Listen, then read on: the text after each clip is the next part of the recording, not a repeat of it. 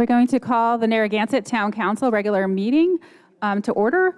Today is Monday, November 20th. The time is 7 p.m. Please stand for the Pledge of Allegiance. I pledge allegiance to the flag of the United States of America and to the republic for which it stands, one nation, under God, indivisible, with liberty and justice for all.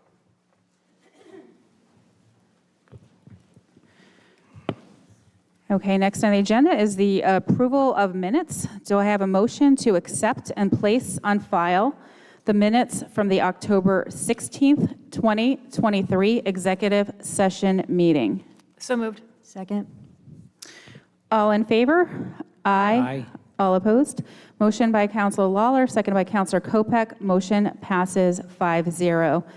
Next up, we have announcements and presentations. First up is the Narrow River Dredging Report from Foth Engineering. Good evening. Hi, everybody. My name is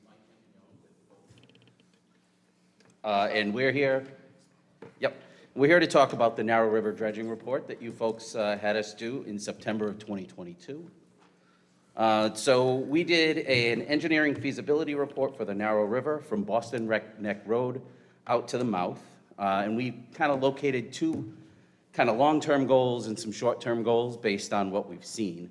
At the moment, you're trying to, you see that you got the sand is coming in, and that's the short-term goal. We got long-term goals that go from the neck out. Accretion of sediment within the river has caused not only recreational hazards, but it's potentially significant impacts to wildlife, habitat, flooding of adjacent properties, and reduced tidal flushing in the entire estuary. The following, so I got some slides that are going to show you what's happened over the last 13 years. So this starts in April of 2010, and the kind of significant here is that you can see that nice channel that goes along the spit near the Dunes Club.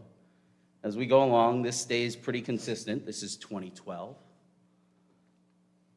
It's moving around a little bit, but I think the spirit of that channel is retained through 2014. Starting to see a little bit of accretion on the tip, but that channel remains in the same place. Starting to see a little buildup on that, where it's starting to change shape a little bit. You can also see that that's kind of an important little spot for recreational boaters. You can see them all lined up along that spit there. So, you know, you have a lot of use of this spot. February 2018, it started to kind of realign itself back to where it had been. 2019, this is a high tide picture, so that kind of changes it, but you can see that that's kind of remaining in the same place. March of 2020, and then October of 2021, you can see that that has started to change its shape and flatten out and start to connect a little bit to that sandbar that's to the north and west of it. By the time you get to June of 2022, you see some significant differences. 2022, now you're here, spring 2023. So if you just kind of go back a little bit and take a look, this is your main problem, is that spit right there. So in terms of short-term concerns or emergency or emergent type of stuff, this is the area that you're looking at, but you've got accretion throughout the estuary in there. So we looked at a couple of different options for you in terms of dredging that you could look at it short-term and long-term. The quickest need is the hatching that you see there. For this alternative analysis, we found 37,000 cubic yards. This material is the stuff that's blocking your recreational boats. It's kind of a cork in the end of the river. It's choking up a little your tidal flushing. So to get to -4 mean low water, everything's referenced to mean low water, which means at the lowest tide, you'd have 4 feet of water, plus a 1 foot over dredge, which is common in the dredging industry. You'd be at about 37,000 yards for this particular alignment.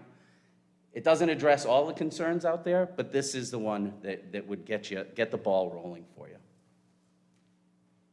The second option is a little more extensive. At this point now, we've added the entrance channel. Those are typically a little bit deeper to account for if you need 4 feet on the inside, you put 6 feet on the outside. That means that someone's coming in with a boat, they have a little more water to get through if it gets a little snotty for them. And then you've got a couple of entrance channels there that we looked at. The one on the north or the top of this sheet is some existing deep water. If you utilize existing deep water, you can limit the amount of dredging you need. The main channel as it exists, oh, pointer, thank you. This probably has a pointer too. This bottom channel down here is the one that's currently active, and that's the one that most people would recognize. So if you keep the 37,000 and you add volume for the rest of this to get a kind of a reasonable recreationally sized channel, you'd be at 83,000 cubic yards.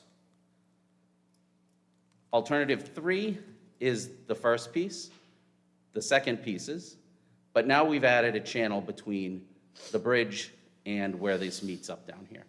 This only adds kind of an insignificant amount of yards, but if you're going to go through the process of the regulatory process of getting permits, it makes sense to show this from the bridge out, as any material that's in there that shows up later is going to be easier to get yourself a permit for the dredging going forward out there. All right. So once you have your dredge material, you've got to find a place to put it.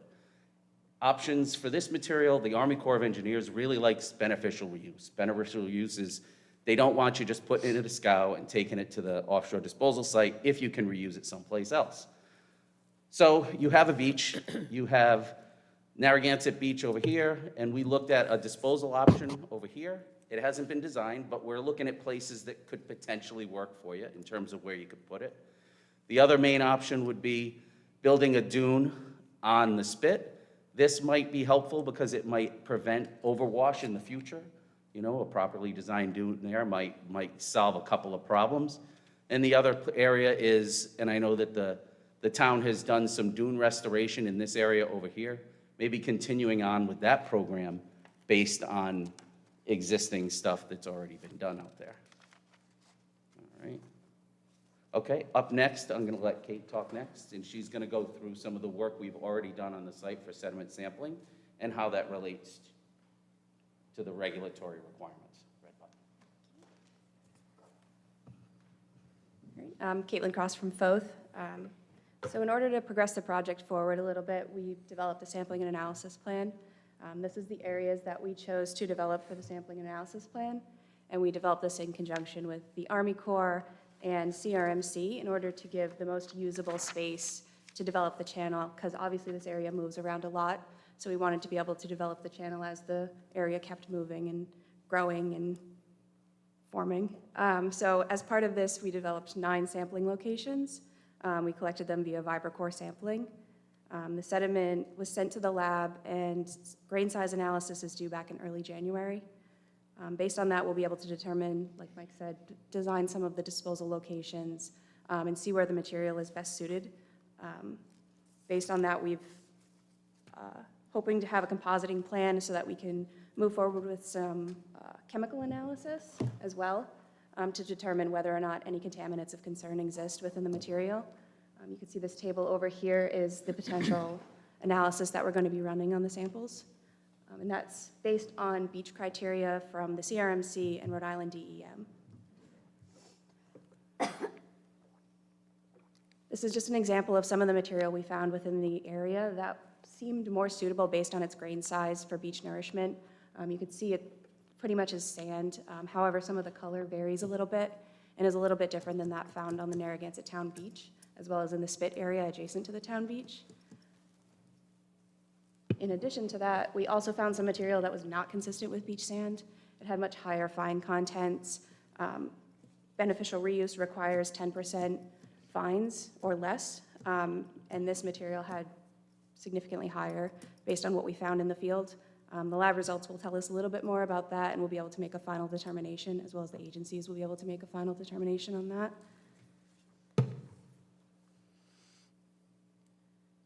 So this kind of brings us to our next steps from here. Obviously, like I said, we need the laboratory analysis back to develop any further steps forward or paths forward, but right now what we've identified are 2 tracks, one being an emergency situation where we focus on the spit and that area is returned to its existing condition based on some of those photos that Mike showed earlier. Alternative 2 would cover some development of a dredge footprint from the Boston Neck Road bridge all the way down to the mouth, which would give you guys some more long-term serviceability for the area. For recreational use, it would provide benefit for habitat and general flooding and tidal flushing in the area. As part of this, we also recommended that a circulation and sediment transport study and model be implemented. This would allow us to better predict life cycle erosion rate information and better quantify the dredging needs within the area, as well as the longevity of placing it on any of these adjacent beaches or dunes as restoration. That analysis also will help us develop any of the dune restoration templates and be able to optimize any of those designs. And that is all. Thank you for that report. Any questions from the council members? Councilor Kopech? Of course. Hi, thank you for your report, I appreciate it. A couple of questions. You know, one of the things that I'm interested in is understanding why this happened. You showed us slides for about 8 years, I think, and, you know, some of it varies, and clearly it varies because tides vary, because weather varies, et cetera, but, you know, at the end of the day, there's a lot more sediment there than there was before. I think anecdotally, what you've got here is you had those northeaster storms that blew through in that winter, and each one of them overtopped. You also have reached, at some point, if you add sand here, it's eventually going to make its way Move it there. over there. And we I are think that adding that's sand. pretty much where you are. That concept is really important going forward, though, because the sediment transport model is what's going to help you understand this process. And this is a really complex area. A lot of times, people will try to look at these models and just look at the beach. Here, can we back up a couple? They'll want to just look at this piece. They'll say, oh, well, this is the beach that's going on here. Yeah. But in this case, you don't have just the beach. You've got the beach that's doing its thing, but then this thing, River is doing its the thing. estuary is doing its own thing. Right. So the interaction of what's happening here is a really complex model, because you've got to iteratively go through the process, try it, see what settles, try it, see what settles. And that's not something that you can just look at and someone would look at and say. There's a very big predictive model that goes into that. This is kind of played out in the samples as well. If you look at this sand that came out of number 6 and number 3, those two came out over here, which is where you'd expect it. That's the nice beach sand that you had on the beach, and then it came down. And if you look at where this other stuff came from, this black goo right here, this organic marine sediment, this is you're going to be very difficult to place this on a beach. It wouldn't take much of that to make it so that you couldn't put it on the beach. But And where did you find that? those samples, Kate can tell. Kate was actually out there doing it. Where did those came farther up? Farther up. So the first one came from up here, which is pretty close to the bridge and some outfalls that are up there. The other one came from down in this corner over here. Okay. Which leads to that in concept, the idea that, you know, you have a coastal beach situation, and that's where the source of the sand is. But if you look, this organic marine sediment, it's coming the other direction. And how that interacts at the end of that estuary is something that you really need to think about, because with most dredging, it's a wear item. You got to look at it like the brakes on your car. You're going to go out, you're going to do some dredging, it's going to be good for a period of time. And then you have to go back again. Yeah. But it could vary, you know, one storm later, and it could overtop the whole thing, and you might be back to. So you want to look at those things and design smartly for what the conditions are at the site. And this is a challenging site, it really is. You've got the spit is there, there's potentially, you know, where can you work on that spit? That's the first question. The next question is, what kind of material do you have? So it's going to come down to what the regulators will allow you to do and how much it costs to do it. And there's going to be some short-term thinking here, and there's going to be some long-term thinking here. In the long term, excuse me, the long-term thinking is that where you have this sort of Sisyphean thing where we're going to be rolling the boulder uphill and it's going to come down and we're going to roll it back up again. It's going to be like this So going that's to, what the circulation model and the sediment transport study will help us predict, and we'll get a nice rate that it'll tell us how long it'll take it for it to fill back into existing conditions. I do think also this is, unfortunately, it just takes one storm for this to happen, and this material that used to come down here and flush out nicely on this side now gets caught up here. right there, And then yeah. it just keeps getting bigger and bigger and comes back. So it can't like flush nicely like it wants to, and as it would have before, and like it did for all those years. So conceivably, one potential solution would be to ensure that it's constantly flushing on the south side there, right? So that you, because it seems like it goes back and forth on the north side. That's our first alternative option, Yeah. is to look at that area that's blocked off there and come up with a plan that's, it may not align with the final long-term thinking of the estuary, but the short-term, right now, you have a real situation here where you can't basically get a 16-foot center console out there at low tide. Right. And that's a problem for what you normally use this site for. So going forward, just so I have this straight, what we need to do is find out what the sediment samples tell us. And then we have to make a determination, because in some cases, we might be able to retrieve the sand and reuse it. But if we don't, then that has to go somewhere.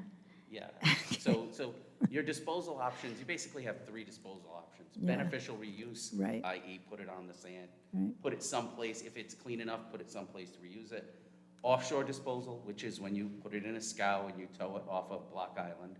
There's a disposal site out there that the Army Corps operates. The third option is upland disposal, but that's landfill disposal, and you only do that if you have to. In other words, if you hit on one of those criteria that Kate has shown us, then you could potentially be in taking it to Johnston or wherever Right. to get rid of it. Poor Johnston. Okay.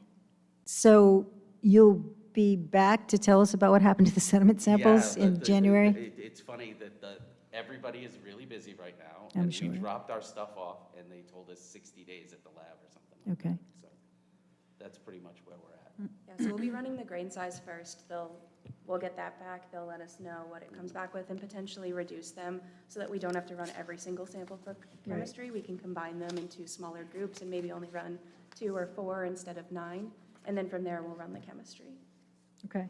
And then at that point, once we figure out what the best solutions are, you'll be around to help us figure out how we do that, right? Yep, and All right. like I said, Great.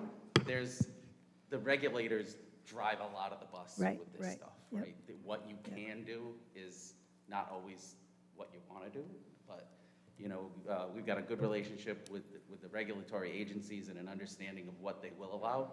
Mm-hmm. So that's, all you can do is follow these steps. You get to this point and you show them the material is clean enough for this or for that, and then it's gonna come down to getting the permit and finding the money for the dredging.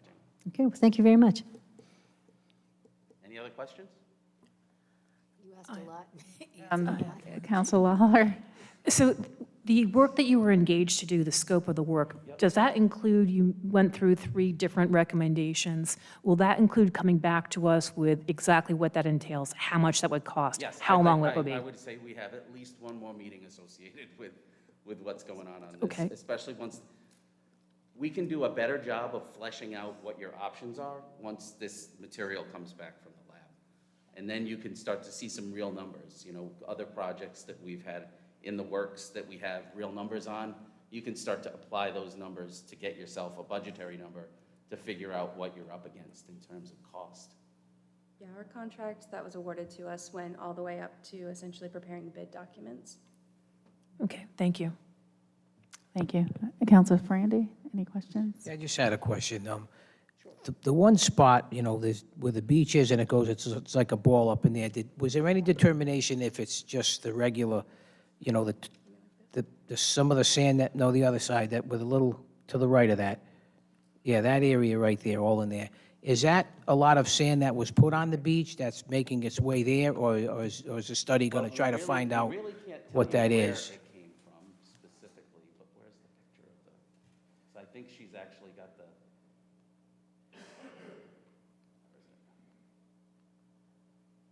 one of these was right there at where you're talking.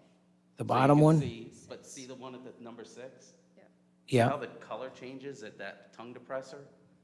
You probably have material that was there at equilibrium in the channel, and it stayed there for a long time. Yeah. The stuff on top looks fresh, something that's probably been recently deposited. But this is a really dynamic environment. I mean, there's a lot going on there. The material, you can watch the sand coming by the end of that spit when it's coming in. You know, it's moving around constantly.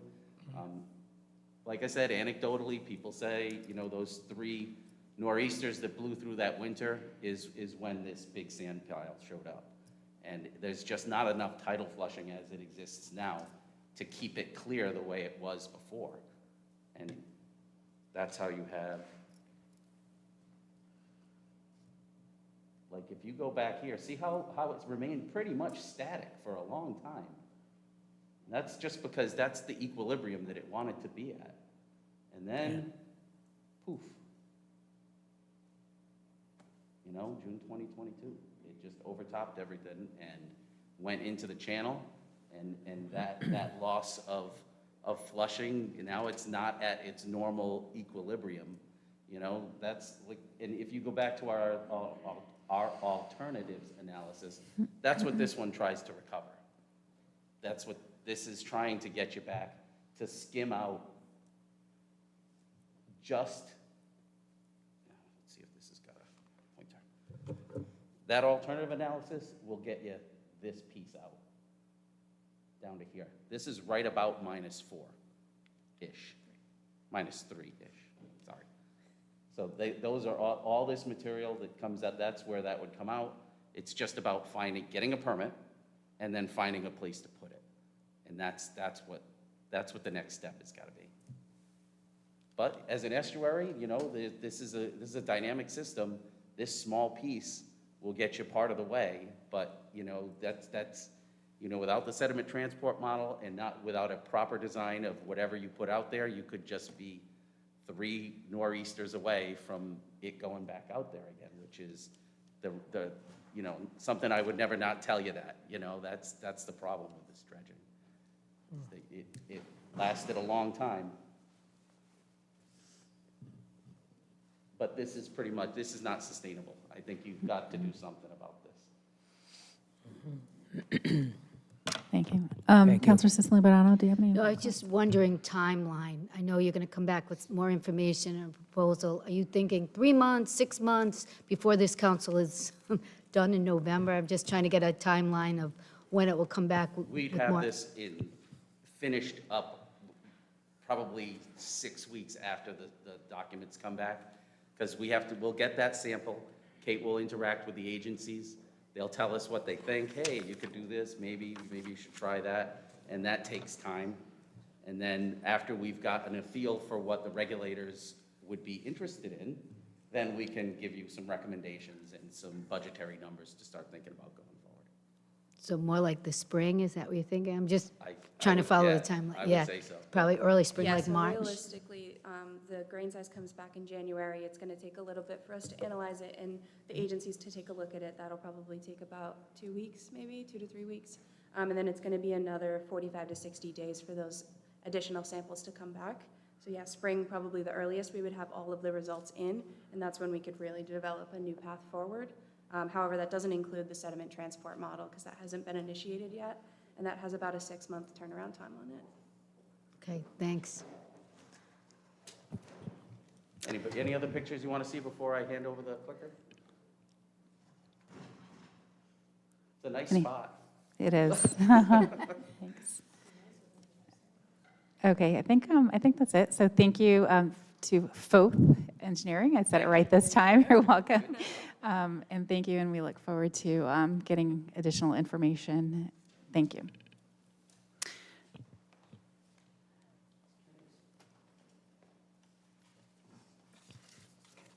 Thanks. Okay, we do have our public hearing that's going to be starting in about 5 minutes. So for the sake of time, we do have a couple presentations, but I'm going to skip to the proclamation. We do have a proclamation today in honor of Family Court Awareness Month, which is the month of November. So I will read the proclamation. A proclamation recognizing November as Family Court Awareness Month, whereas the mission of the Family Court Awareness Month Committee is to increase awareness on the importance of a family court system that prioritizes child safety and acts in the best interests of children. And whereas the mission at the FCMAC is fueled by the desire to create awareness and change in the family court system for the conservatively estimated 58,000 children a year ordered into unsupervised contact with abusive parents, while honoring the hundreds of children who have been reported as murdered during visitation with a dangerous parent.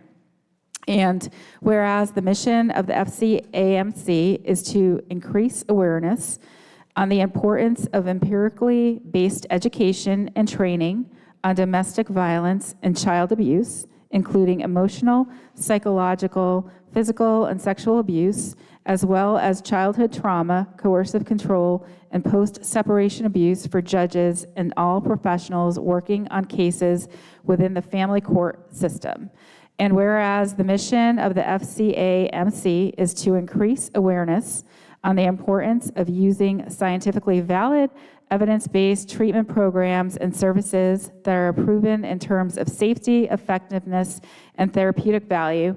And whereas the mission of the FCAMC is to educate judges and other family court professionals on evidence-based, peer-reviewed research. Such research is a critical component to making decisions that are truly the best interest of children. This research includes the Adverse Childhood Experiences Study, co-principal investigator Vincent Felitti Kaiser Permanente, CDC, child custody evaluators' beliefs about domestic abuse allegations, principal investigator Daniel Saunders, University of Michigan, sponsored by the National Institute of Justice, and child custody outcomes in cases involving parental alienation and abuse allegations, principal investigator Joan S. Meyer, GW Law School, sponsored by the National Institute of Justice. And now, therefore, we, the Town Council of the Town of Narragansett, do hereby proclaim the month of November to be Family Court Awareness Month and encourage all residents to support their local community's efforts to prevent the harm of children in the hands of family members and to honor and value the lives of children. Adopted this 20th day of November 2023. Thank you.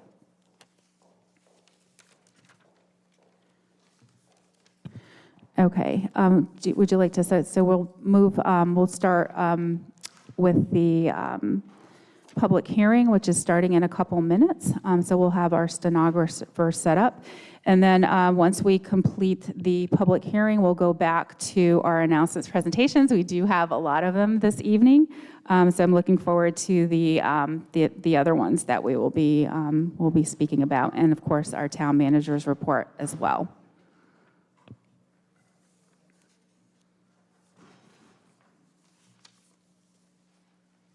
Okay. Okay, so for the public hearing, we have a motion to open and hold a public hearing on an application for the transfer of stock only for the Class B victualler alcohol beverage license of New Dragon Incorporated, doing business as New Dragon Chung Hing Lao, 100% stock, to New Dragon Incorporated, doing business as New Dragon Chung Hing Lao, 50%, James Lao, 25%, and John Lao, 25%, 80 Point Judith Road, Assessor's Plat P, Lot 324. Do I have a motion? So moved. Second. All in favor? Aye. Aye. Aye. All opposed? Motion by Councilor Lawler, second by Councilor Kopek. Motion passes 5-0. Anyone wishing to speak on this for this public hearing? Anyone from the public?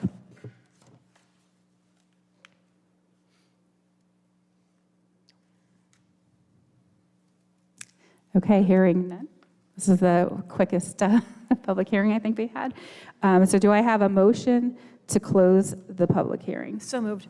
Second?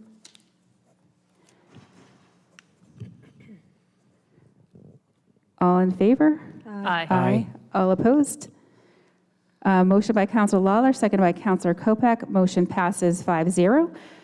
Next up, we have a motion to approve the transfer of stock only for the Class B victualler alcohol license for New Dragon Incorporated, doing business as New Dragon, Chung Hing Lao, 100% stock, to New Dragon Incorporated, doing business as New Dragon, Chung Hing Lao, 50%, James Lao, 25%, and John Lao, 25%, 80 Point Judith Road, Assessor's Plat P, Lot 324, subject to state and local regulations.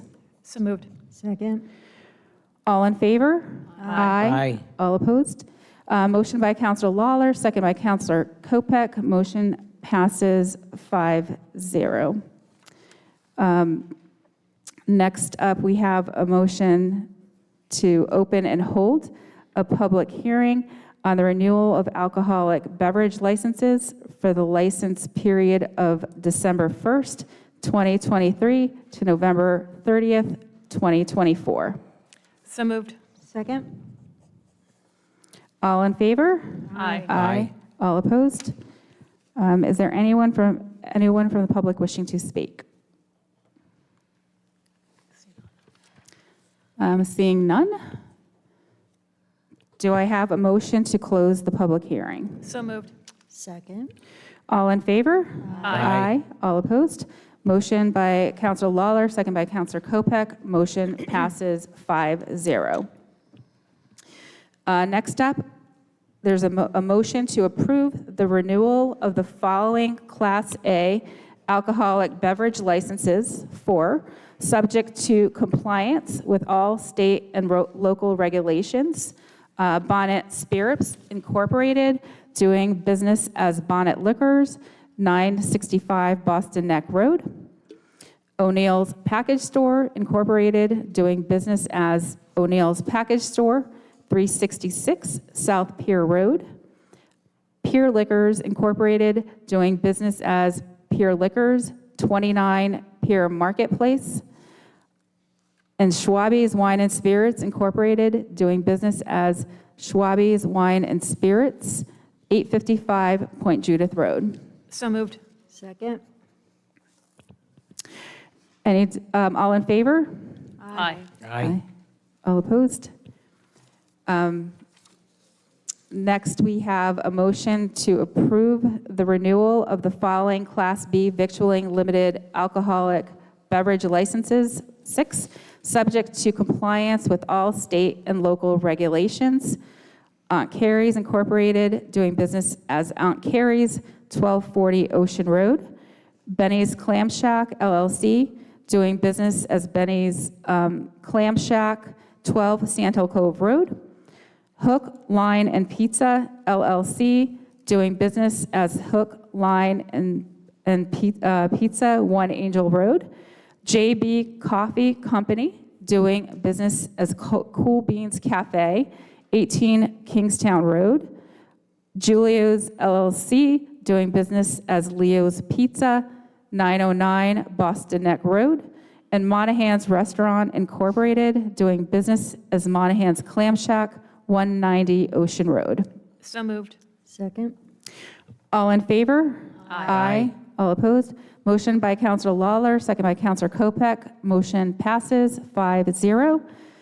Next, we have a motion to approve the renewal of the following Class B tavern alcoholic beverage licenses. 3, subject to compliance with all state and local regulations. INP Beverage Services LLC, doing business as Shore House and Beechcraft, 113 Ocean Road.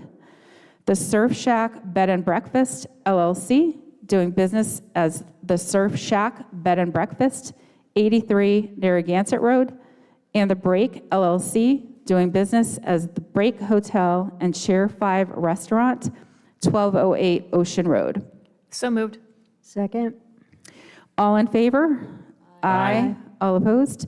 Motion by Counselor Lawler, second by Counselor Kopek. Motion passes 5-0.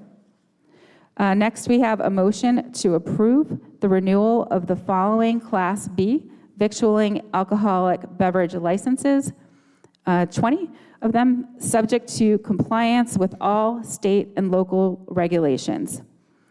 Caterina's Italian Restaurant Incorporated, doing business as Coastal Cabin Restaurant, 945 Boston Neck Road. Champlain Seafood Deck Incorporated, doing business as Champlain Seafood Deck, 256 Great Island Road.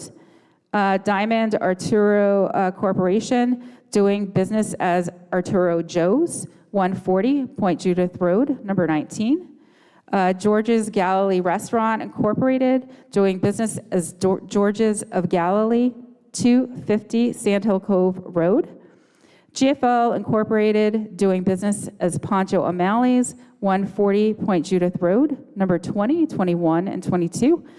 Hammerhead Grill Incorporated, doing business as the Bonneview Inn, 1230 Ocean Bistro, 1230 Ocean Road. Mariner Grill Incorporated, doing business as Mariner Grill, 140 Point Judith Road, Unit A7.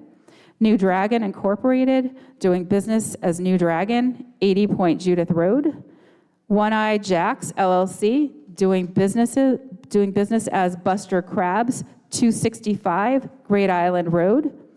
Pelly's Properties, doing business as Pelly's Place, 909 Boston Neck Road, number 3. Portside Restaurant Incorporated, doing business as Portside Restaurant, 321 Great Island Road. Ralph Jagschitz, doing business as The Tavern, 140 Point Judith Road, Unit A5. Sags Enterprises LLC, doing business as PJ's Pub, 135 Boone Street. Spain of Narragansett Incorporated, doing businesses as Spain Restaurant, 1144 Ocean Road. Southwinds Corporation, doing business as the Coast Guard House, 40 Ocean Road. The Bike Stop Cafe Incorporated, doing business as the Bike Stop Cafe, 148 Boone Street. Trio LLC, doing business as Celeste, 15 Kingstown Road. Tsunama Asian and Sushi Bar LLC, doing business as Tsunama Asian Bar and Sushi Bar, 21 Pier Marketplace. TRG2 Incorporated, doing business as Tees Narragansett, 91 Point Judith Road. And Twin Willows Incorporated, doing business as Twin Willows, 865 Boston Neck Road. So moved. Second? All in favor? Aye. All opposed? Motion by Counselor Lawler, second by Counselor Kopek. Motion passes 5-0. Next, we have a motion to approve the renewal of the following Class D club alcoholic beverage licenses, 6 of them, subject to compliance with all states and local regulations. Bonnet Shores Beach Club Association, doing business as Bonnet Shores Beach Club, 175 Bonnet Point Road. Dunes Corporation, doing business as the Dunes Club, 137 Boston Neck Road. GBC Association, doing business as Galilee Beach Club, 220 Sandhill Cove Road. And Metatuxet Improvement Association, doing business as Metatuxet Yacht Club, 30 South River Drive. Petasquamscot Lake Shores Improvement Association, doing business as Petasquamscot Lake Shores Clubhouse, 50 Woodsier Road. And Point Judith Country Club, doing business as Point Judith Country Club, 150 Windmere Road. So moved. Second? All in favor? Aye. All opposed? Motion by Counselor Lawler, second by Counselor Kopek. Motion passes 5-0. I think that concludes it. I'll say. Nice job. Thanks. All right, I'm going to need a sip of water. You're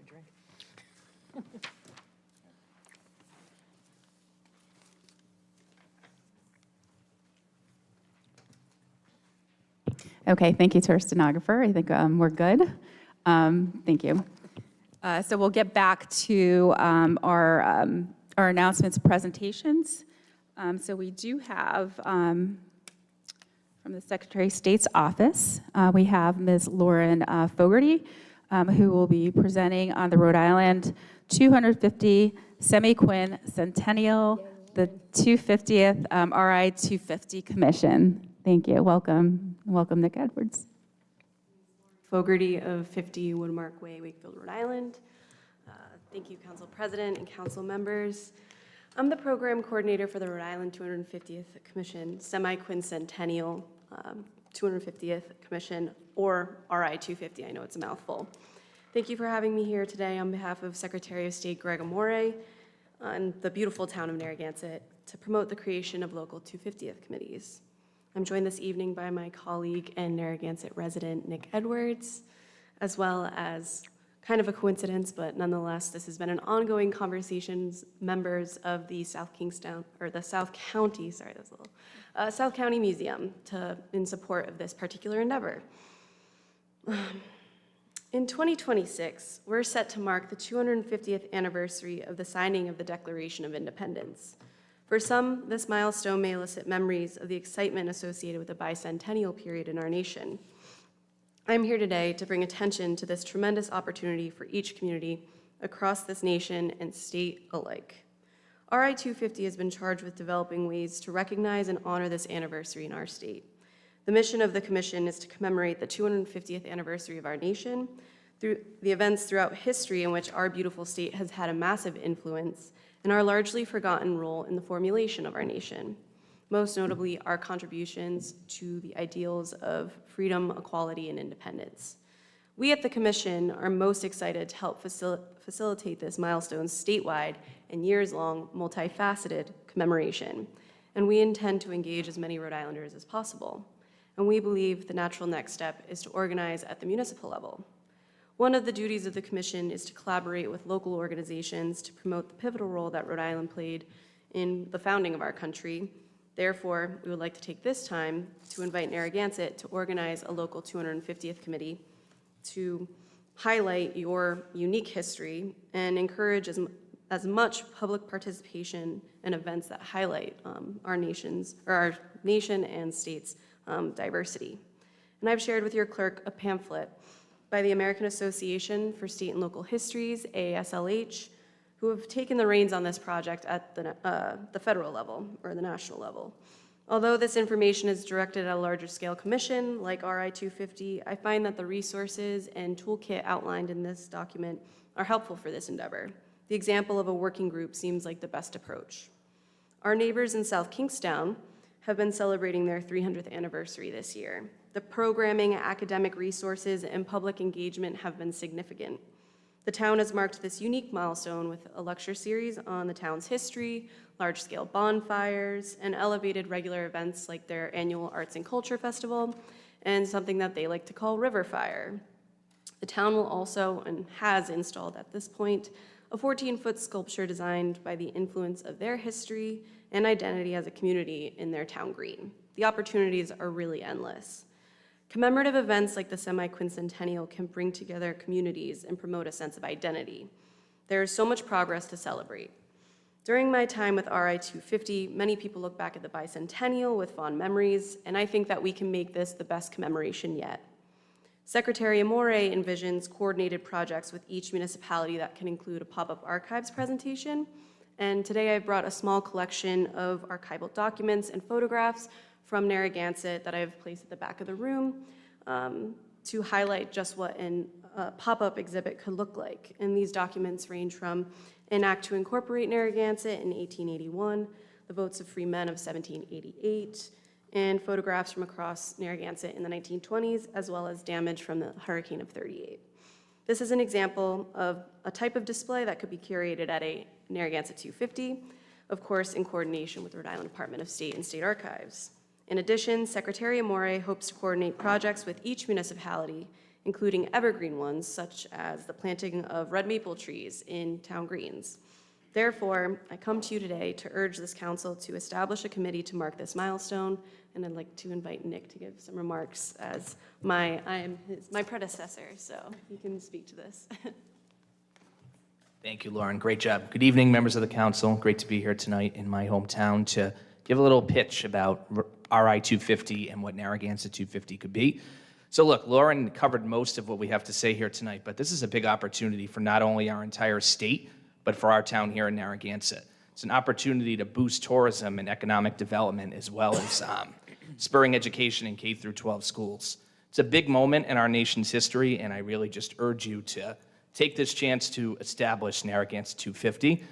I'd also like to say Dr. Richard Vangermeesh has been a big part of this process. I've met with him several times, and as our town historian, we can say he would serve as a great asset to this Narragansett 250 committee, as well as Susan Wallenstein and the South County Museum. They've been terrific partners over the last 3 years. So again, I urge you to work together, and let's get a Narragansett 250 committee in Narragansett. I'll even serve if the council rules will allow it. Thank you. And I'm happy to answer any questions that you guys may have. Thank you. Do any council members have any questions for Ms. Fogarty? Nice job. All right, thank you. I see Mr. Vangermeesh wanting to speak. Yeah, sure.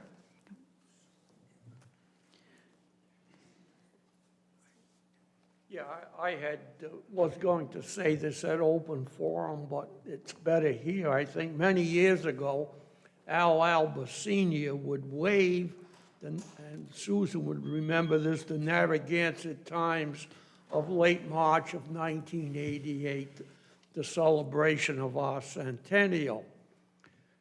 Eventually, I figured out if I added 25 to 1988, I would get 2013. So about in 2010, I spent numerous attempts at doing this. And finally, Chris Wilkins, who was on the council at that time, said he got disgusted with hearing me. I was ready to give up, and he said, okay, we'll try it. And all of a sudden, we really had a magnificent success.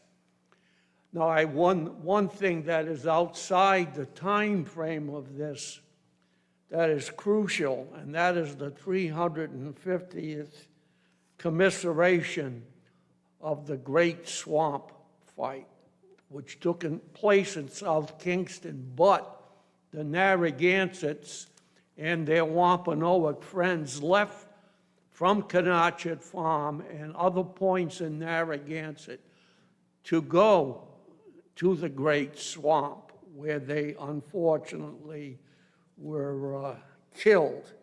We have 3 other major revolutionary events that happened in geographic Narragansett, and that is the November 6th to the 8th, 1777 victory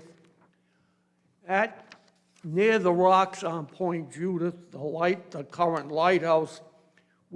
The South Kingston people, North Kingston people, and I think the Bristol people captured the HMS Siren and 2 other ships. This was done by the militia in each town, not the state. And as a result, it's not known as well as it should be. But this was the only victory we had in Rhode Island, and we really don't know about it, and we want to celebrate it. General Lafayette visited and stayed at the Robinson Farm on his way to the old South Ferry to go to Newport to meet with General Rochambeau in May of 1780. And then George Washington came here to the South Ferry to go to Newport the next year to meet with General Rochambeau, which led to the great victory at Yorktown.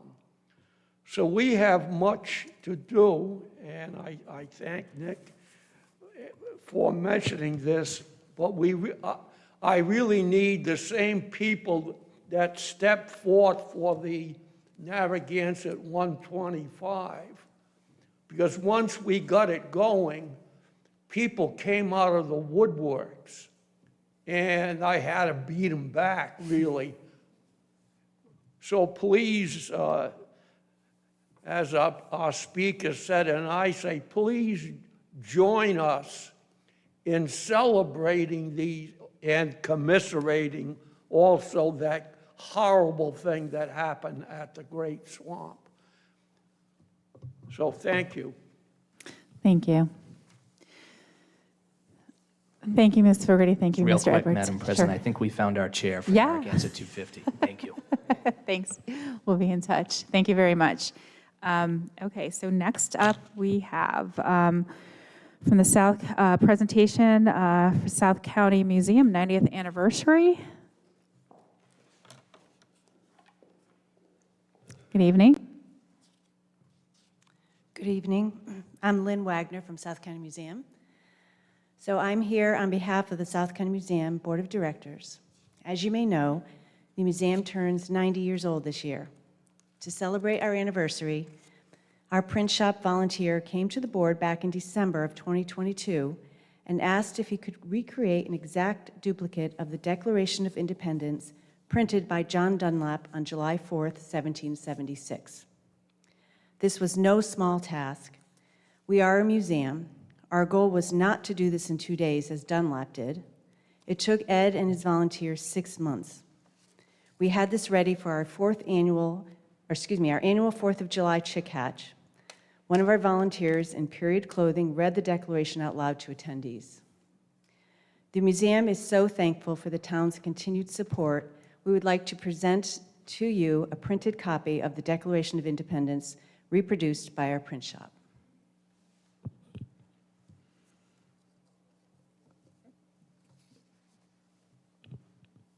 That's amazing. Thank you.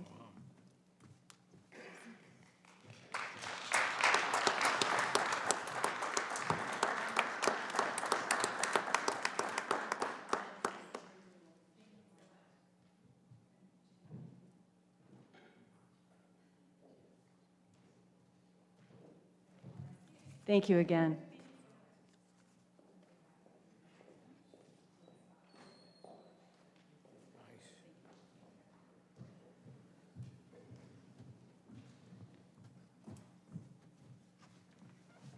Thank you very much. That's an incredible gift, and we really appreciate that.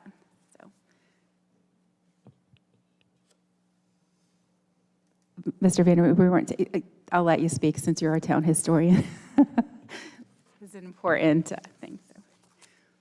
I'd like to stress that every historical celebration you can grab at, you want to mark it. Narragansett has a spectacular history that can be marketed. It is more difficult to sell history now than it was 30 years ago. I've been selling histories for 60 years and have marketed 36 all over the world on this. And I know it's a difficult marketing job because history has been forgotten in schools currently. History course after history course is dropped at universities, but we still have the ability to market history. And I will tell you what I told the people at celebrating the 375th history of Rhode Island. That was my idea. And I said one thing: how many people in this room will be around for the 400th anniversary? And nobody raised their hands. So I said it's a good idea that we celebrate 375, and it actually happened. And I say to you, 90 may sound insignificant, but a lot of us, including me, is going to be struggling to make it to the 100th celebration of the South County Museum. So anytime you've got a chance to market history, it still sells. Thank you. Okay. All right, so finally, we're getting to our town manager's update. So, Mr. Tierney? Every one of them is a very tough act to follow. First of all, I would like to thank Lynn Wagner. She has been a tremendous partner with the town since she's taken over at South County Museum, and the partnership has been great, and I want to thank you. A couple of updates. The library, there will be a delay on the completion. It is no fault of the project manager, or the owner's representative, or the library board, or the staff. Keough, the representative, has reviewed Berman's request for time extension, and it's been recommended for approval.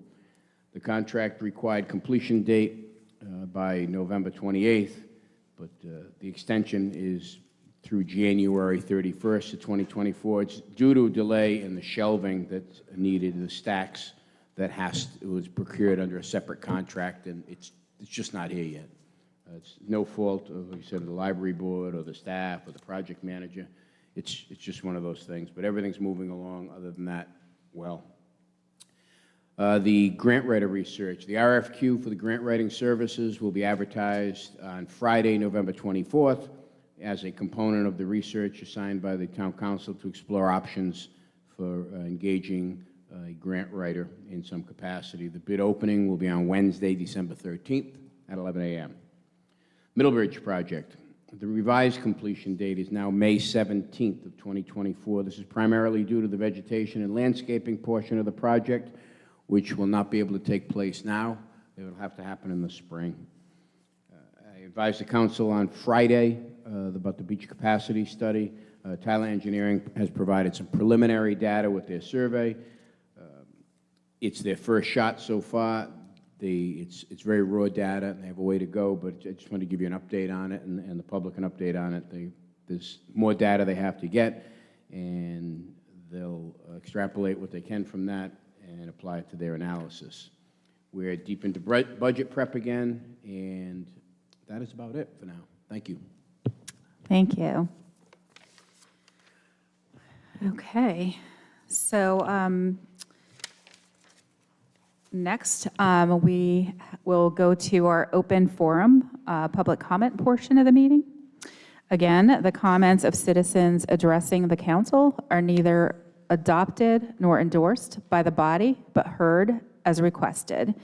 Note, public comment will not be taken on matters involving open litigation, and the rules are sign in to speak. The sign-in sheet is at the back of the chambers.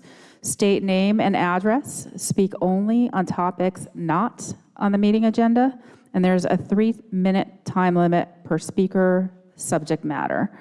And please be orderly and respectful. Mr. Tierney will get the sign-in sheet, and we will call the first individual up.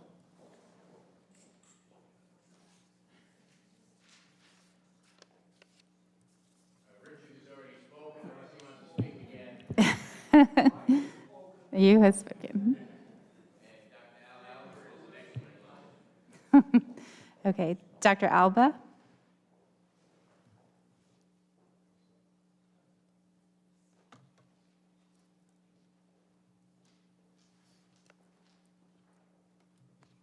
Dr. Al Alba, 24 Eagles Nest Terrace, Narragansett, Rhode Island.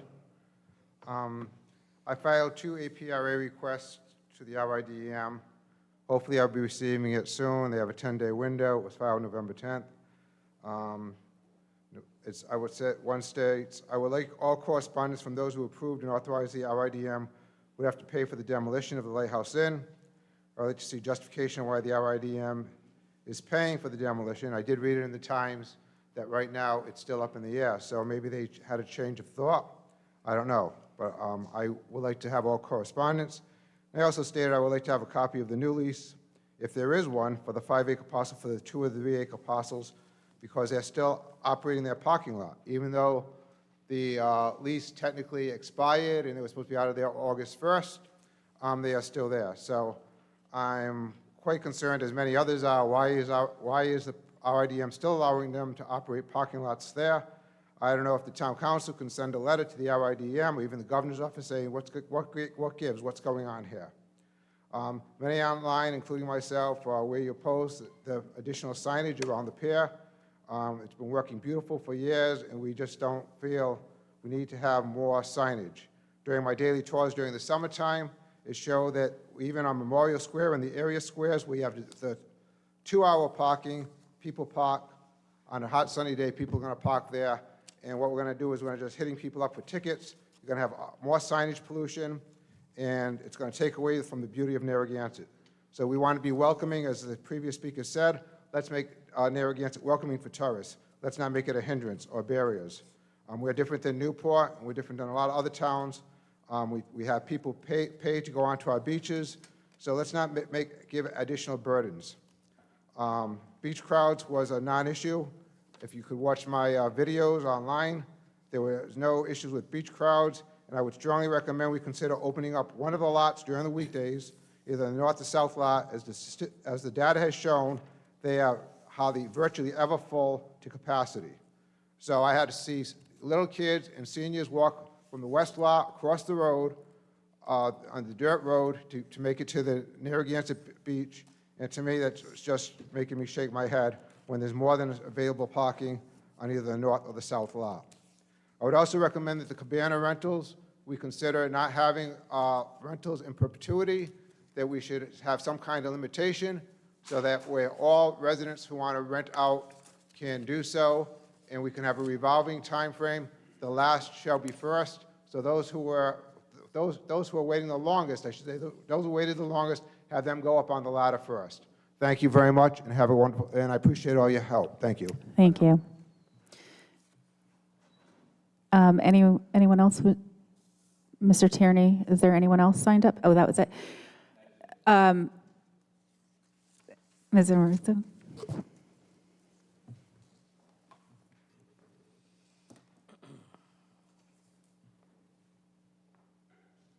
Susan Amoruso, 111 West Bay Drive. I just want to say thank you to Twin Willows and to TRIO recently that helped support the library in raising funds for the new building that we're anxiously going into, which now, sorry, is a delay. But they've stepped up to the plate, and I'd like to thank everyone who attended the fundraiser, too, the residents who have turned out time and time again to help pay off the library and raise funds so we can have the best library ever.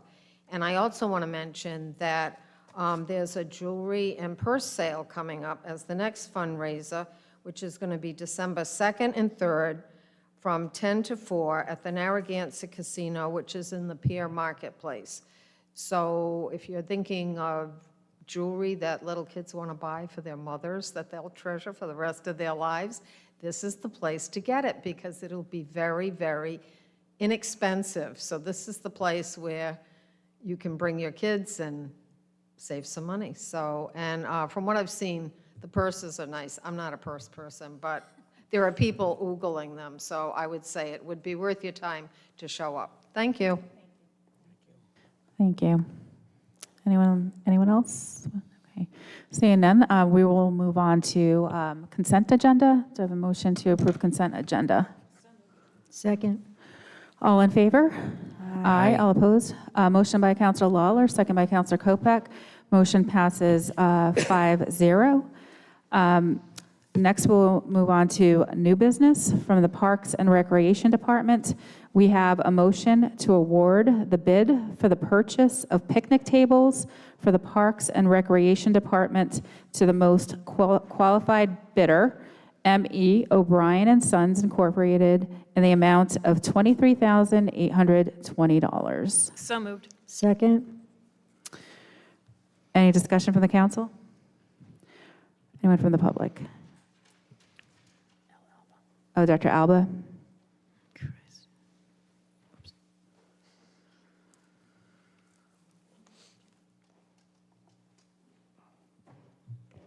Yes, Dr. Al Alba, 24 Eagles Nest Terrace. Yeah, so I'm all for this, the beautifying of our parks. I mean, that's very important, you know, and having, I know many people have discussed about, you know, having monies available for the children and families, so that's a good thing. I was thinking, though, it did come to my mind, I know we have a bench program, and I know that does generate some kind of income where people have a little plate or, you know, a memorial on the benches. So I don't know if you might want to consider, maybe for these different picnic benches, if that might be a consideration too, but I just wanted to throw that out there. Thank you. Thank you. Anyone else? All in favor? Aye. Aye. All opposed? Motion by Counselor Lawler, second by Counselor Kopech. Motion passes 5-0. Next up, from the Public Works Department, we have a motion to approve the purchase of one new 2025 International Model HV 607 4x2 heavy-duty truck with 11-foot snowplow and sander with anti-icing system from Allegiance Trucks pursuant to the Sourcewell contract in the amount of $256,138.06. So moved. Second? Okay, so this one, so the funding source is capital projects account, and it's vehicle replacement, and this will, this is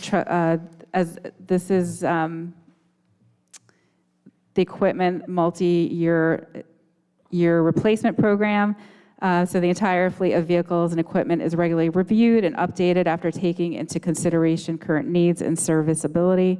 Funding for the replacement of Highway Division Truck number 8 was requested by the department and approved by the Town Council in the FY 2024 capital improvement budget. Truck number 8 is an 18-year-old 2005 Sterling L8500 with 11-foot row plow with a chassis mount sander. It's been selected for replacement due to excessive mechanical issues, lack of available parts, continuous ground speed and hydraulic issues, and lack of liquid application capabilities to better enhance our winter maintenance capabilities.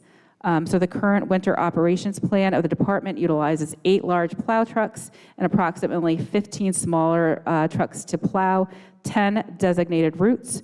Currently, 7 sanders are equipped on trucks that each have a 150-gallon liquid tank for salt brine application use. This replacement will keep the department's status of 8 large plow trucks to complete their duties in the winter months in a timely manner. Just wanted to kind of just put all that information out there, but it is a large purchase price, but it was budgeted. And winter is coming. So any discussion? Stanley from the council? appreciates Yeah, that, and yes. I'm doing this for Mr. Wojciechowski. Any discussion from the council? Anyone from the public? Dr. Alba?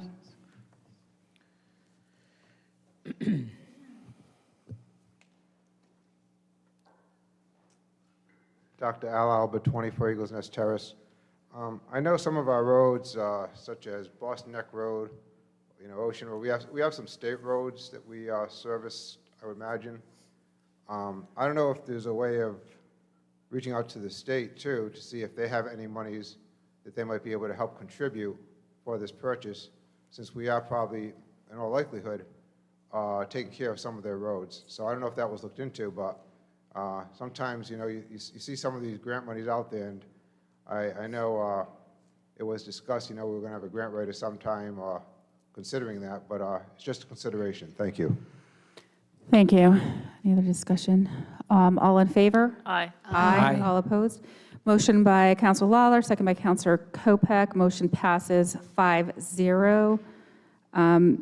Next up from the engineering department, we have a motion to accept a grant from RI Housing in the amount of $100,000, and to authorize the town manager to sign the statement of work with RI Housing and Weston and Sampson Engineers to carry out an infrastructure capacity assessment subject to review by the town solicitor. So moved. Second? Okay, I'll just kind of go over this one. So this, just some background on this. And this project is 100% funded by RI Housing and requires no local match. So that's always great to get one of those grants.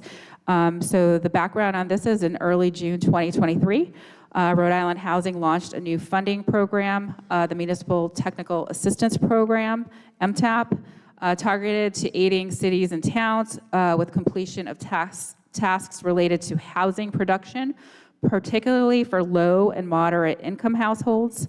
The program is administered by Rhode Island Housing according to guidelines approved by the Rhode Island Housing Resources Commission in collaboration with the State Department of Housing. This program is funded through the state's Housing Protection Fund, of which $4 million is reserved for MTAP.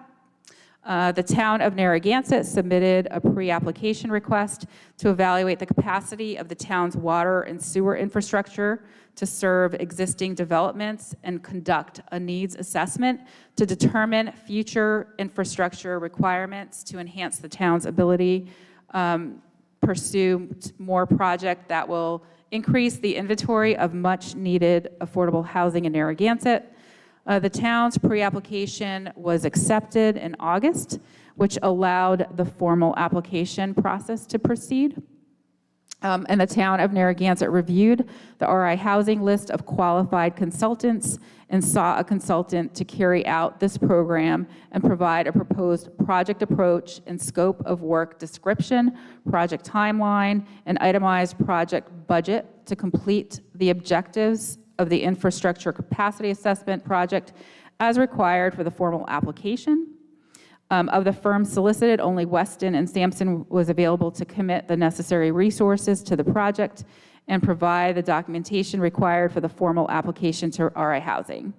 The town submitted the formal application prior to the filing deadline, and RI Housing approved the town's application, scope of work, budget, and timeline on October 18th, 2023, and provided statement of work number 8 to formalize the grant consulting agreements. So that's the background on it. Do I have any questions or comments from the council? I have a question. Councilor Ferranti. I'm not sure who can answer it, Jim, or I guess this is John's. What is this? What is the scope of the work? Is this just to look at our sewer and water capacity for the future, or is this, because I know there's one now that's looking into focus groups about, is this separate from that, or is this something different? What scope is it? There were two different grants that we were directed to apply for. The two different grants that were directed to apply for by the council through the Municipal Technical Assistance Program. One of them was for community outreach, for educational purposes, and to get the community to embrace and fully understand what affordable housing is as it affects this community, and how to have them embrace the attitude, whatever one can do to help it. That is one of the grants. That is the one that was, I believe, $33,000. This one was the second grant that we were directed to apply for, and we were accepted for $100,000 to study the current infrastructure that can support additional housing within the community. And they'll look at a variety of things: sewer capacity, water capacity, and which will also fall into place with some of the things that are being done now at the wastewater treatment plant to consider a long-term facility maintenance plan. At no cost to the town. It'll just provide us with a great deal of information to see what the possibilities are. Okay, thank you. You're welcome.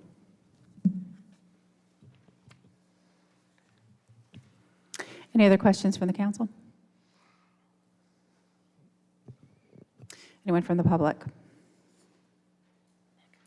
Mr. Edwards?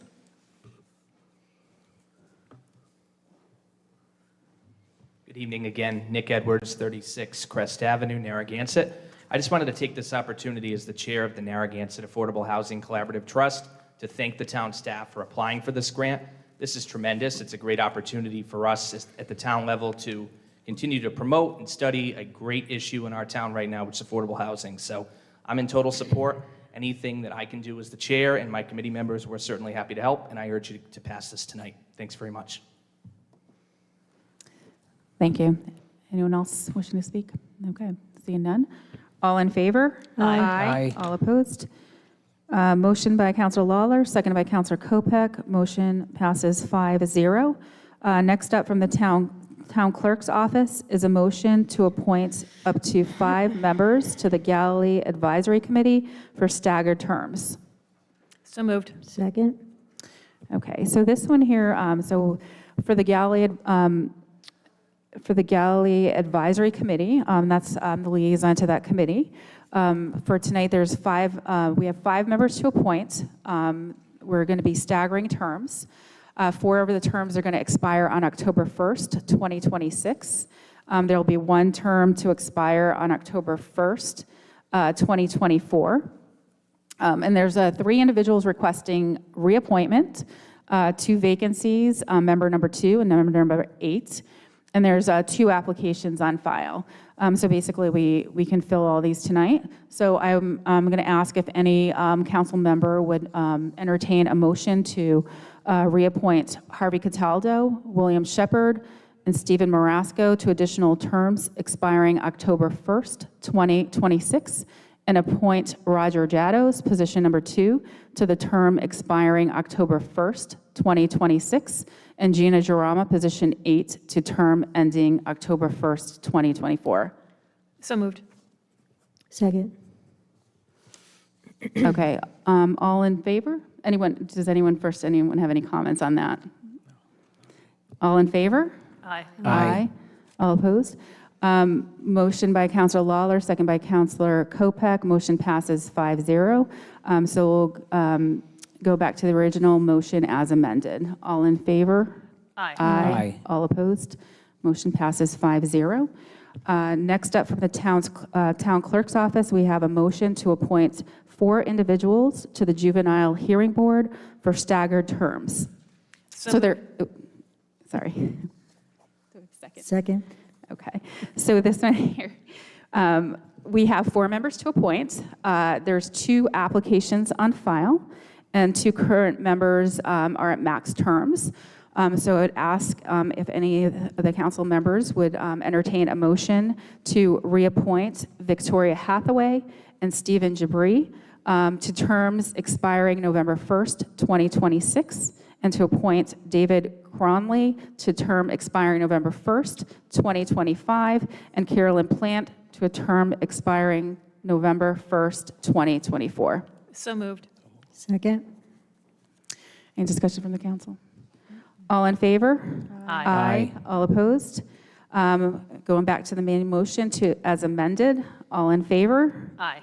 Aye. All opposed? Aye. Motion passes 5-0. Thank you. Okay, so next up from the town council, I'll go over this one. We have a motion to reject the recommendations of the Sewer Policy Committee and approve the waiver application for Plat 5, Lot 40, 649 Point Judith Road on the basis that the proposed project will be permitted to connect to the privately owned sewer fronting the property if a waiver is granted, which was not documented at the time of the sewer policy meeting. So moved. Second? Okay, so I'm just going to go over the background of this.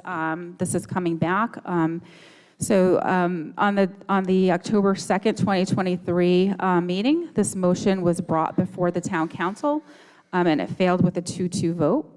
At the November 6th, 2023 meeting, a motion to rescind the motion passed 3-2.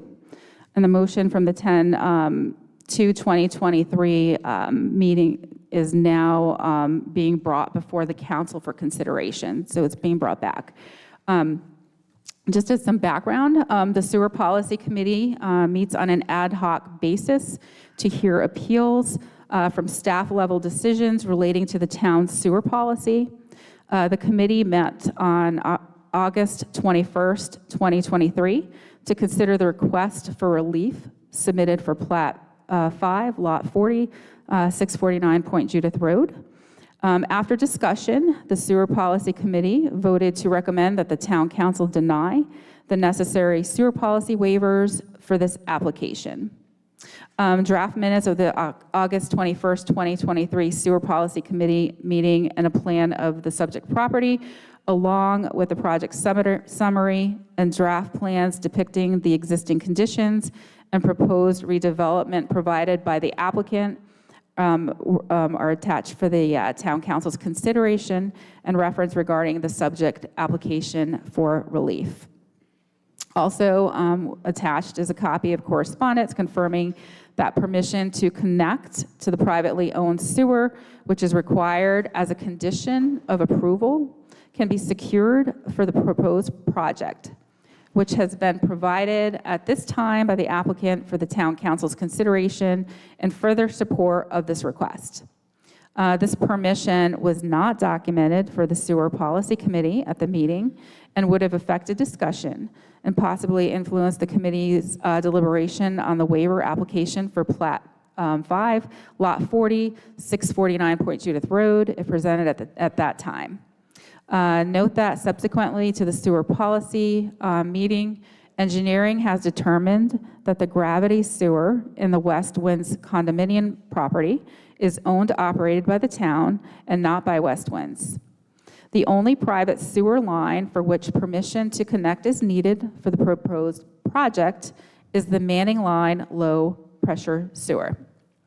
Per the sewer policy implementation section, sewer capacity is reserved for projects that provide affordable housing opportunities under the town's affordable housing plan or some measure of commercial or industrial growth and for failed on-site wastewater treatment systems. The applicants proposed to redevelop the property to provide 8 new residential housing units, 3 of which would be affordable, low to moderate income housing units, and have indicated that the project's viability is dependent upon providing sanitary sewer service to the property. There is available capacity at the Scarborough wastewater treatment facility. A waiver of Section 2D, if granted, will allow for 8 units to be permitted for this property. A waiver of Section 4, if granted, will allow for sewer connection to the parcel not located within the sewer areas without expanding the sewer policy sewer areas. If the Town Council is inclined to grant this waiver, the following conditions will apply. Any sewer extension must be designed and installed across the full frontage of the property in question. 2, all design and construction costs must be paid for by the applicant, and the sewer must be inspected and accepted by the town before actual connection permits are issued. Sewer lot development fees, all areas and infiltration, inflow removal fees, areas tributary to the regional wastewater treatment facility only apply to each unit according to the sewer policy. 4, if a connection to a private sewer is under consideration, the applicant must present written approval to connect to the same from the owner and said sewer as a condition of approval. Number 5, the applicant will be responsible for documenting that the existing private sewer, the Manning Line only, has sufficient capacity to accommodate the additional flow from the proposed development. And this proposed development project will be reviewed by the planning board. So that's the background. Do I have any discussion from the council? Councilor Lawler? I do. So after we had the last meeting, I emailed, I see Attorney Marsalis here in the audience, I emailed a clarifying question because I was asked by a resident, is it true that this project will also go to zoning? And what I learned is because we do have an affordable component attached to the project, that the planning board will actually act as the zoning board of review. Looking more into this, there's one sentence that I would think that the town council we should probably take out of the project, and that is the following sentence: a waiver of Section 2D, if granted, will allow for 8 units to be permitted at the property. I spoke with Attorney Davis today, and it was his opinion. I'll have him speak to this as well. Is that town council is not permitted to actually authorize units, the number to be built. That is something that goes to the planning board. And it really is a second component of this motion. The ability for the council to say, yes, that we would approve a connection to the sewer, that we should approve. So I'm suggesting that we eliminate from this motion the sentence, a waiver of section 2D, if granted, will allow for 8 units to be permitted at the property, because that really goes to the planning board and their expertise to see what should be at the property. I don't know if, Mark, you wanted to add anything, or Steve? John does. I think that's correct. You're voting on whether to allow the sewer connection. It is not in your scope of authority to be passing on whether 8 units are appropriate or approving of 8 units. That's for the planning board. So I think it would be smart to revise that to make it clear that you're only speaking to the sewer connection and not speaking to the approval of 8 units. Yes. Thank you. Mr. Gerhard?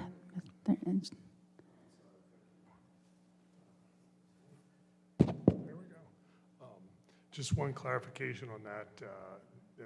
This is not approving those 8 units in particular, but you have the sewer policy limits the permits to 1 unit per lot. So if you want to revise it to allow it the approval of those additional units on that lot subject to approval by the Planning and Zoning Board, I would recommend that, but the sewer policy is specific. The item 2D is the limitation of 1 unit per platted lot, and that's the waiver that they have to apply for. It's essentially what they came to the sewer policy committee for. So rather than removing that completely, if put it conditional or that it's approval for up to 8 units on that lot, subject to the approvals necessary by the planning committee. So, Mark, the conditional approval? Thanks, John. Thank you. Thank you. Okay, any other discussion? Councilor Ferrandi? Just have a question. So this is not approving 8 units for that lot, it's approving just the 1 sewer line to the lot? Yes. Right, but that's this- It's up to the planning we're- board to look Yeah, at this it. is, so the motion that we're discussing is we're rejecting the recommendations of sewer policy committee, which we were to deny. We did not, we were both there and that information was not presented, so we both voted no. So the background of that was that information was presented, which they had the written letter stating that they got the authorization to connect to the private manning line. So then this is to approve the waiver. So this is, if we would have, it's approving just the waiver application for the sewer connection. We have nothing to do with, any of like what goes there. All we're doing simply here is we're rejecting the recommendations to deny the sewer connection, or the sewer waiver, excuse me, and then and approving, just the recommendations. So the first part is rejecting the recommendations, which they were both were no, and then approving the waiver application. So we're just approving the waiver. We're not approving any development on there. Everything has to go through planning. So this is really one of the criteria for affordable housing is, for a sewer waiver is affordable housing. So that's why this is on here. So, Mark, what do you recommend as far as what we just, how should we change this motion? I think what John suggested is fine, just making it subject to planning and zoning approval. Conditional upon planning and zoning, planning approval? To the extent, yes. Yes, okay. Or we could just vote on what we have right in front of us from the president's motion, correct? Because what John said matters too, right? Because of sewer policy, so we need that in there. So I'd rather go with what we have in front of us based on what John said too. Well, our attorney is advising us that the council is not able to make that. Well, I think John suggested making it for clarification purposes. I agree with John. Okay. Just make it subject to planning. Which is fine, Fine. because That's fine, yeah. that's the way it would be anyway. But if we want to just dot all the i's and cross all the t's, we'll okay. So we'll make and I guess we'll have to make an amendment for that. I will take, comment, any other council members wishing to comment? All right, anyone from the public? I see Dr. Alba.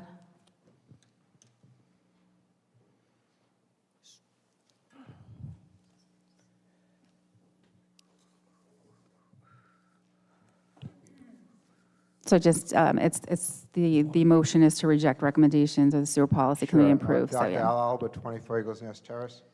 Is this working today? It doesn't seem that loud, is it? No, People it's- hear me? We can hear you. Guess it's on. Okay, so I guess my one concern is, the sewer committee rejected it once, and, we're applying the waiver, and I'm all for affordable housing. I don't know, I know there's a certain time limit when you do have these affordable housing units that after X amount of years, they don't have to be affordable housing anymore. I don't know how long that is. But, this is above my pay grade. I know that's why we have the experts. I used to consult with Jeff Cicerine on this issue when he was acting engineering. He was great, and we have an outstanding engineer. My one concern is, that they did reject it for some kind of reasoning, and I know that it was about a waiver. As long as it's not going to be taxing our sewer system anymore over and above that it should be. And also that, I don't think we can preclude people who buy these properties if they can go and rent them out. And if they rent them out, we know then there's going to be a possibility, we don't know how many people are going to be living in these properties. So these are just all considerations that I have. I know on Ocean Road, Proxianti Palino, they brought some affordable housing units out, and now. So as long as all these concerns are brought forth, that down the road, 5 years, 10 years down the road, when this here gets, when these people own these houses, if the affordable housing expires, that our sewer system is not going to be overly taxed. That's my main concern, that, we're investigating our sewage system now and our infrastructure, and we've had water quality problems in the past, and, maybe we can also, look at revising our sewer infrastructure as well. But thank you so much. Bye now. Anyone else from the public wishing to speak? Mr. Edwards. Good evening again. Nick Edwards, 36 Crest Avenue, Narragansett. I certainly would urge the council to reject the recommendations of the Sewer Policy Committee tonight. Look, we've heard from the town engineer and staff that this is doable. It's supported by them. And I think what we're missing, which we've clarified tonight, is yes, this is still going to the planning board for the full hearing. But I just would be remiss if I didn't say any chance for development for affordable housing, especially those that contain more than the minimum percentage, should be welcomed. I mean, this is 3 units we're talking of affordable housing, 8 units total. There's more reasons to do this than not, so I would urge you to pass this as is. Thank you. Thanks, Nick. Anyone else wishing to speak? Ma'am?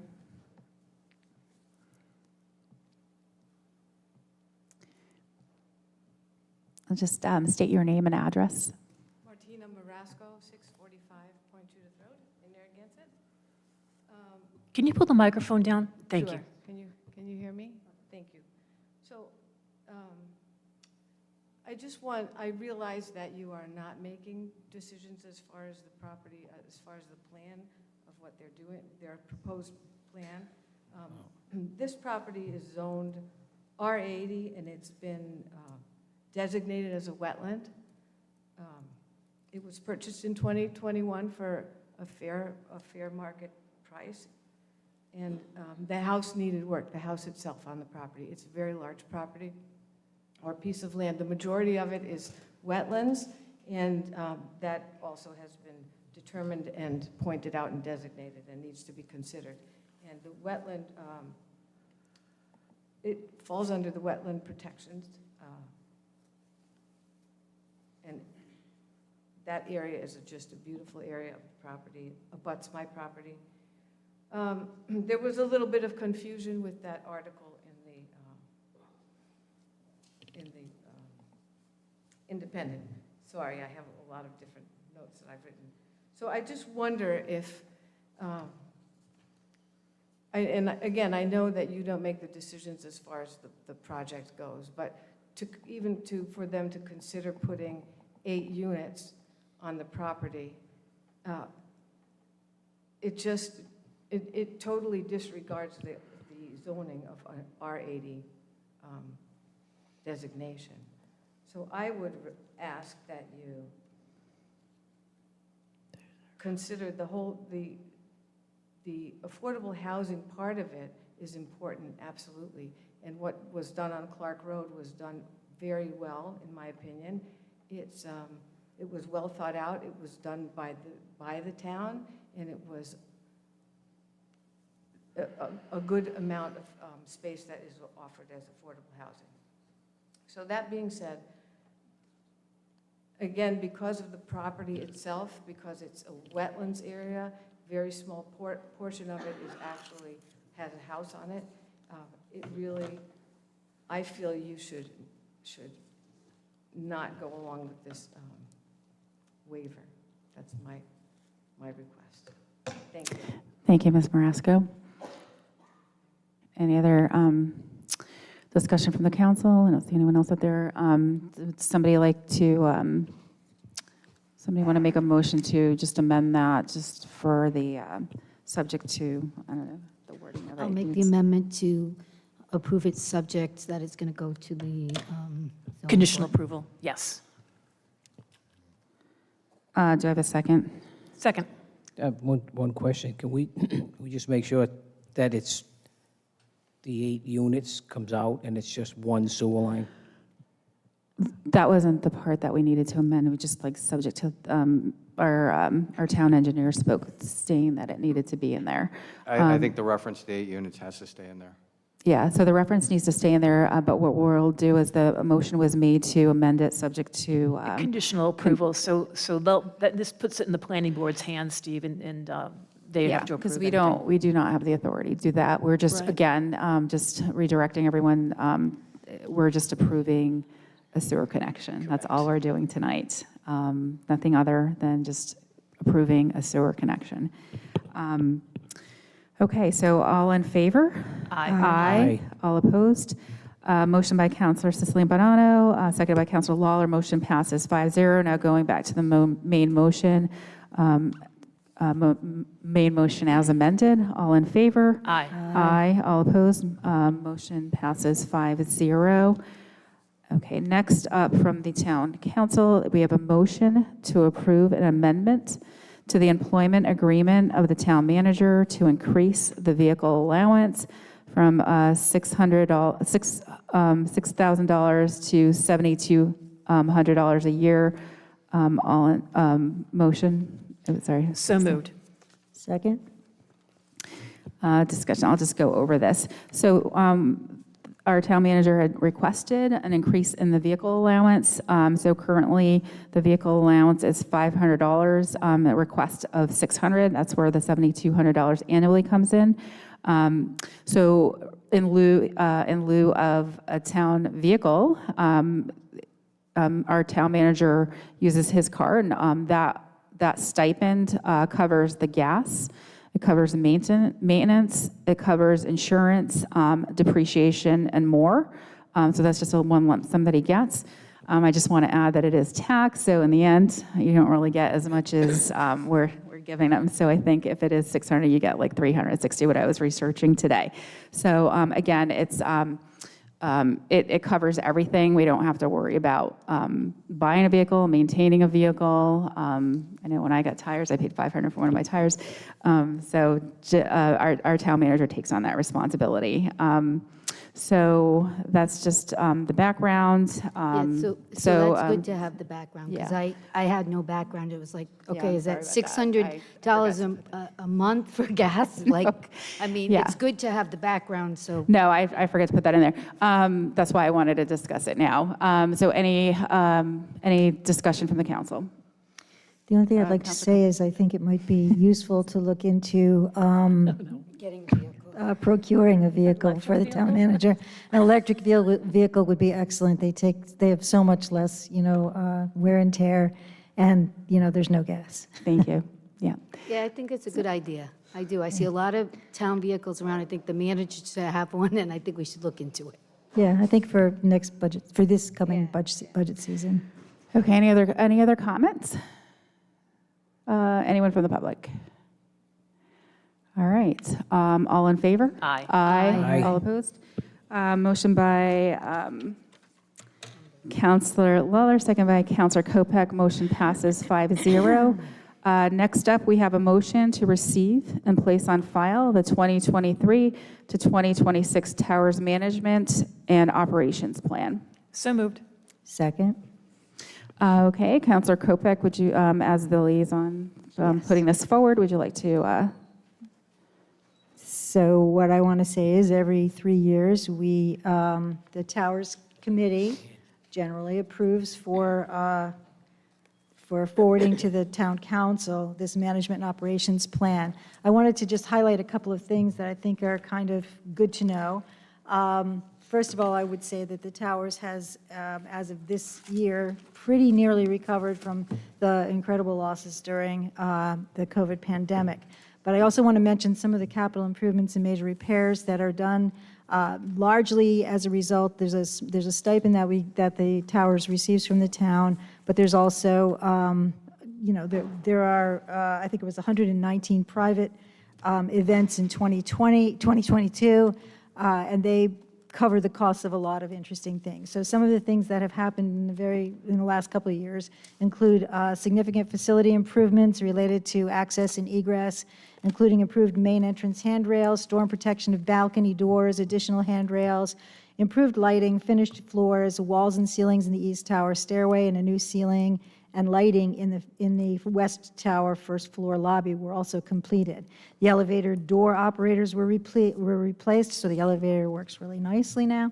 The replacement of exterior and interior lighting with new energy-efficient LED fixtures continues. It's pretty nearly done, and of course that leads to significantly less cost in terms of replacement over time. The Towers also purchased 200 natural wood ballroom chairs for events, and the beauty there is that we do charge rental fees for those chairs, and we now own them outright, which is a little bit more revenue. And there's also the completion of updating and enhancing the second floor West Tower, which is the bride's room and the boardroom, and the improvements included new lighting, window treatments, wainscoting, paint, wallpaper, carpet, and other features. And this was completed in April, and it's really quite lovely. We get a lot of compliments about that, so I just wanted to make that point. So I'd like to recommend that we approve this document. Any discussion from the council? I didn't finish reading the whole plan, so I'm going to abstain. I started to read it, but I didn't finish it. All right, anyone else? Anyone from the public? Okay, all in favor? Aye. Aye. All opposed? I'm going to abstain. Abstain, okay. Motion by Counselor Lawler, second by Counselor Kopech, for aye, 0, and 1 abstention. Next, we have a motion to adopt a resolution authorizing to continue the operation, maintenance, and restoration of the towers in accordance with 2023 to 2026 Towers Management and Operations Plan. So moved. Second. Any discussion? Do you want me to read it? No. Okay. All in favor? Aye. All opposed? Okay, 4. Motion by Counselor Lawler, seconded by Counselor Kopech, 4 in favor and 1 abstention. Okay, so now we will be retiring to executive session. We have a motion to retire to executive session of the Town Council in accordance with Rhode Island General Laws 42-46-4 and 42-46-5A for the purpose of litigation pursuant to 42-46-5A2 to discuss and vote on any action concerning the reversal of the decision of the Planning Board by the State Housing Board of Appeal relative to the denial of master plan approval for Old Boston Neck LLC, Boston Neck Road LLC. So moved. Second. Okay, I need a roll call for this. Deb Kopeck, aye. Jill Lawler, aye. Steve Ferrandy, aye. Susan Cicilline, Banano, aye. Eva Drzinski, aye. Motion by Councilor Lawler, second by Councilor Kopek. Motion passes 5-0. And then we'll be back from the executive session for disclosure of executive session votes and adjournment of the meeting.